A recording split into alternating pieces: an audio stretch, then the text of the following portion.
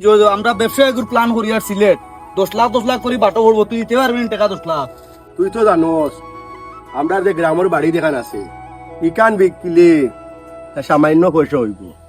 ভাই সাহেব বিদেশ থাকতে যে টাউনও যে জায়গা লইছিলা ওখান বিকিব এখন থাকলা দেখি ভাই সাহেব রে হাত করিয়া ওখানে আনা যায়নি। দেখ দেখ দেখ তুমি তা হলোই তো বাদ দেও, তুমি তোমার চিন্তা করো ওখান কিলা খাবো করি আনতা ওখান মাথা থাকো 24 ঘন্টা ওখান আনো দৌড়ে আনো খামলো ওখান ধর ভাইয়ে ফোন ওগুলো তোর লাগিয়ে আনছি যদি ধনী হয়েছে স্যার ভাইয়ে গিয়া কিনো যেতা মাতিব খালি ওই শুনবো বুঝছো তো না?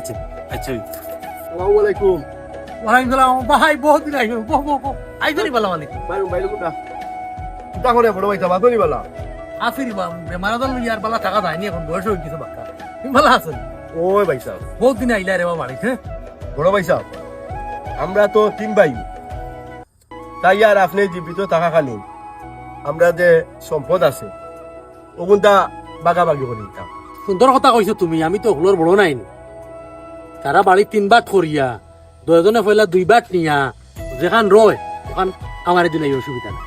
গ্রামের জায়গা দিয়ে আমি কিতা করতাম সিলেট দিয়ে আপনি জায়গা লইছেন 600 চৌধুরীর থাকতে ও জায়গা দিলাও আমারে আর তুমি তার নবী গ্রামের জায়গা ছাড়া